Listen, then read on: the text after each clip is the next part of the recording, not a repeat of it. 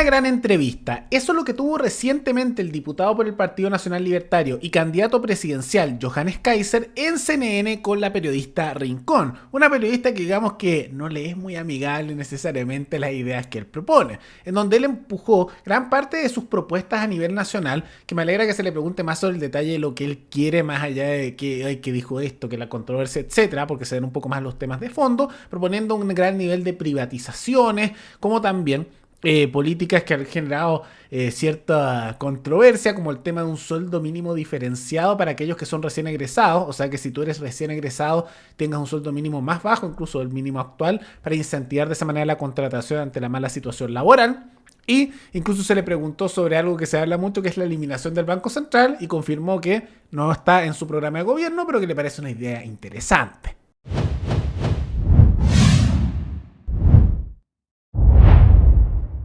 Yo lo que me pregunto es que si usted no sabe exactamente a quiénes va a echar, ¿cómo sabe cuánto va a ahorrar? No les puedo decir por nombre. Sí le puedo decir... No, por cargo. Bueno, pero por cargo tenemos absolutamente claro que vamos a eliminar 16 ministerios.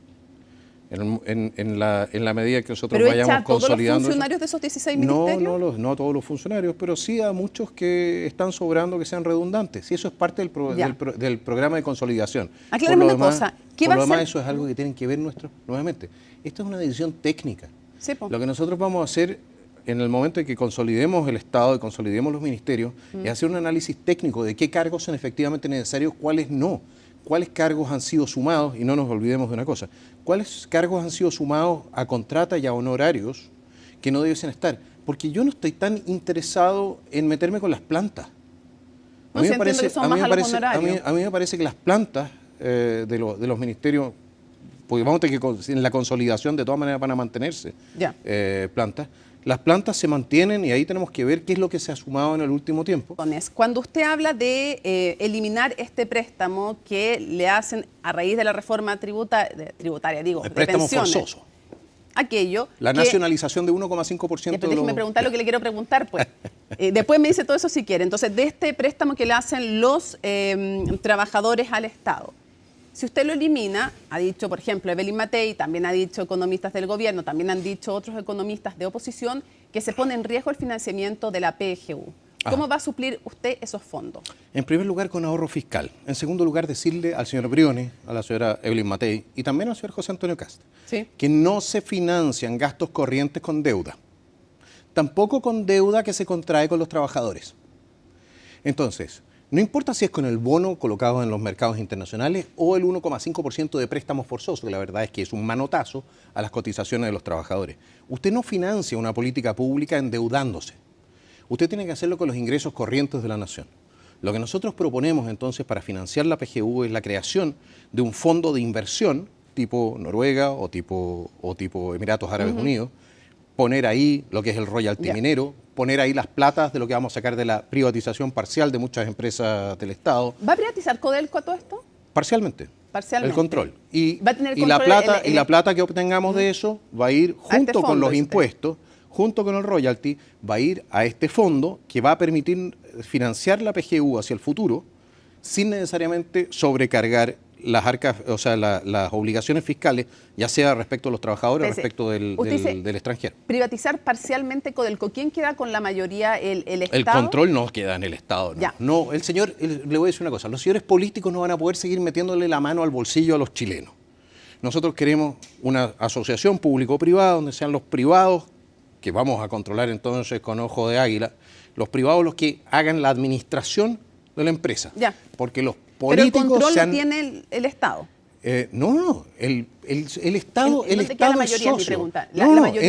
En el privado. Los socios, o sea, el Estado queda con directores. Para entender bien, privatiza parcialmente Codelco con mayoría privada. Le voy a dar un ejemplo. La BMW, la BMW es parcialmente propiedad del Estado Federado de Baden-Württemberg. Entonces, ese Estado Federado alemán es copropietario de la BMW, pero la BMW es dirigida por privados. Mayoritariamente. Mayoritariamente. Ya entendí. Entonces, pregunta, ¿con la ENAP lo mismo? La ENAP de todas maneras. La Empresa Nacional del Pituto. Pero pregunta, ¿la ENAP parcialmente privatizada o completa? No, también parcialmente. ¿Con control mayoritario de privados? También. Ya, ¿la TVN? TVN podríamos intentarlo. No sé si alguien quiera comprar TVN. Ya, pero intentar qué, venderla, intentar privatizar el canal o en su defecto entregarlo a sus trabajadores. No sé, ¿Y claro privatizarlo, está que no podemos... el ideal para usted sería privatizarlo completamente o parcialmente? No, el ideal, mire, el ideal en el caso de TVN, Sí. dado que es hasta el momento es insostenible desde el punto de vista financiero, ¿ya? El ideal es efectivamente privatizarlo totalmente. Totalmente. ¿Y ENAMI? La Empresa Nacional de Minería cumple Ahí un usted rol... dice una cosa distinta en Sí, el programa, ¿no? ahí cumple, la Empresa Nacional de Minería cumple un rol muy especial respecto a los pequeños y medianos mineros. Así Ya. que es un tema donde todavía creo que tenemos que hacer un análisis más Pregunta, intenso. usted como su encargado económico, ¿estaría dispuesto a cerrar el Banco Central? Eso no está en el programa. No, sí, yo sé que no está en el programa. Por eso no le pregunté si es que, ¿por qué está en el programa? Se lo pregunté si usted estaría dispuesto. Yo creo que es un tema súper interesante de analizar si uno considera cómo el Banco Central, o de la mano de lo que es el monopolio estatal de las monedas, se ha ido perdiendo el valor de la moneda y del ahorro. Si usted considera, cuando yo era niño, un media hora costaba medio peso, 50 chauchas. ¿Y hoy día?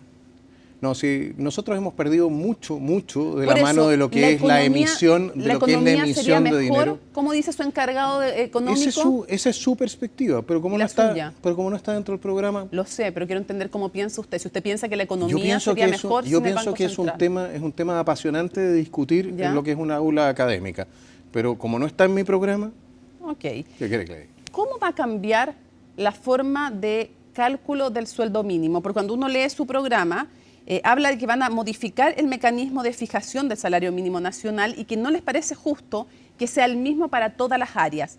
¿Entiendo mal si entiendo que van a haber salarios mínimos diferenciados según áreas productivas? Eso es potencialmente el caso, sí. Pero no solamente en esa materia, sino que desde el punto de vista también, por ejemplo, de la pertenencia a un grupo etario particular. Por ejemplo, un joven, una persona muy joven, que todavía no tiene experiencia laboral, nosotros podemos incentivar su contratación a través de lo que sería un salario mínimo transitorio más bajo para que las empresas lo contraten. O sea, podrían haber eventualmente salarios mínimos inferiores a 529.000 pesos. No a 529.000 pesos, pero como el salario mínimo va a seguir evolucionando de la mano de lo que sea el tema inflacionario, evidentemente. Ahora pueden haber, para no malentender, pueden haber salarios mínimos también mayores, por ejemplo, en la minería. Ya. Pero podrían haber salarios mínimos superiores o inferiores al promedio nacional según áreas productivas y grupos etarios. Sin duda. Ya, perfecto. La idea es reducir la informalidad. Nosotros tenemos que... A ver, mire, ningún sistema social se sostiene si tiene entre 25 y 30% de personas en la informalidad consumiendo recursos públicos pero no haciendo aporte a través de cotizaciones. Nuestro principal desafío, entre otras cosas también para poder financiar en el mediano y largo plazo la PGU, es tener a la gente cotizando y tener a la gente entonces en el sector formal, donde por lo demás también reciben la protección laboral que las leyes le entregan. Ahora, son buenas propuestas. Vale la pena tomar en cuenta algunos elementos que eso sí que creo que son relevantes. Por un lado, eso de eliminar el Banco Central es porque la Escuela Austriaca de Economía, que su jefe económico, que es Víctor Espinosa, que me parece que es una buena figura que tiene ahí, yo creo que es como la figura más destacable del equipo de Kaiser, ¿no? Yo creo que es como lo que le da más seriedad económica a su programa, ¿no? Un buen economista de la Escuela Austriaca. Esa escuela busca la eliminación del Banco Central. A él le han preguntado que le encantaría, pero que no están las propuestas del programa de Kaiser, es verdad, no lo van a hacer, pero la idea de eso, que es razonable, es porque el control monopolizado del Estado sobre la emisión de moneda, o sea, sobre emitir dinero, genera inflación y manipulaciones monetarias. Incluso con un banco central independiente como el chileno, se dan este tipo de manipulación y por eso vemos una degradación constante a lo largo de los años del valor de la moneda. Por eso es típico que uno se acuerde cuando es pequeño que la plata siempre alcanzaba para comprar más cosas, y es porque la moneda se va devaluando, vale menos.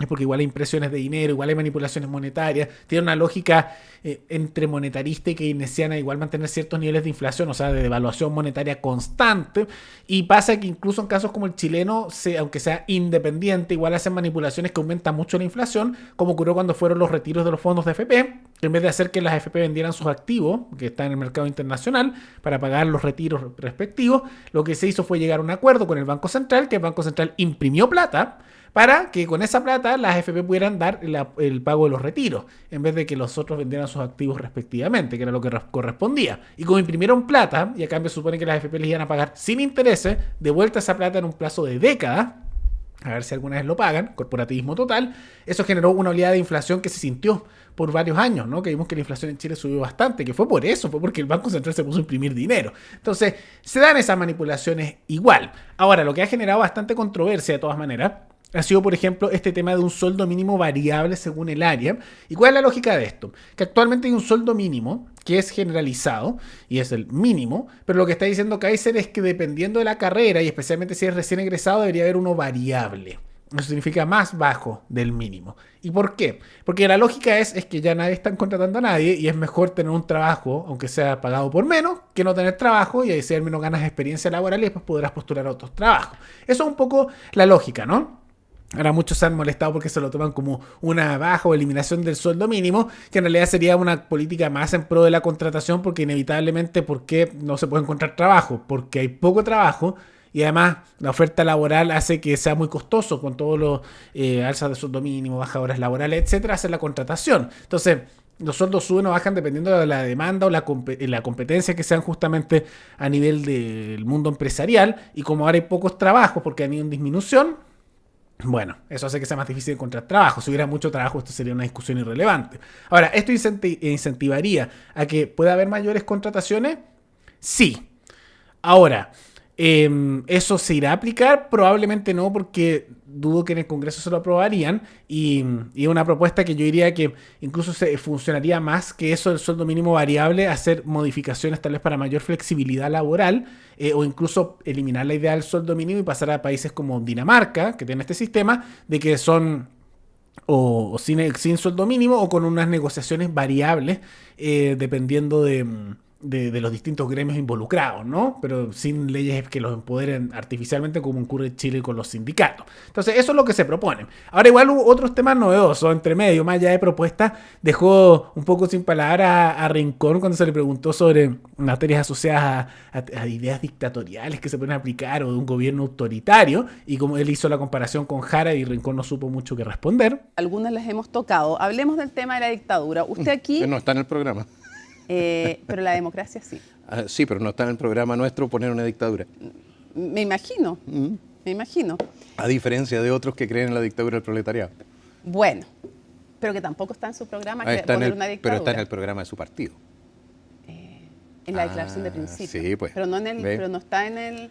¿Y a quién le creo? ¿A la declaración de principio o le creo a las 7 páginas que no se leyó? Pero eso se lo pregunto a ella cuando lo tenga acá, pero lo estoy preguntando a usted, así que no perdamos tiempo para poder preguntarle a usted. Y algo que a mí además me pareció bastante novedoso es que también Kaiser, que esto no lo menciona muy seguido, reveló en parte cuáles son sus números internos. Porque si nos damos cuenta, en general lo que vemos con Kaiser es que los que lo siguen y son así acérrimos dicen, no, si va primero, va a pasar a segunda vuelta, está asegurado, pero es un tema de percepción, y la gente que lo detesta dice, no saca nada, tiene un 1%, irrelevante, etc. Pero usualmente no escuchamos lo que él mismo sabe con sus datos internos. Ya saben que todos los candidatos tienen sus propias encuestadoras, tienen sus propios datos y hacen sus cálculos ahí.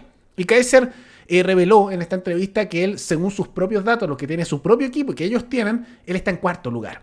Pero que su cuarto lugar es como entre un 10-12%, puede que sea un poco más, un poco menos. Sería algo similar a un poquitito más alto que lo que sacó Kast, por ejemplo, en su primera candidatura, que en ese caso fue un 7,9%, si no me equivoco.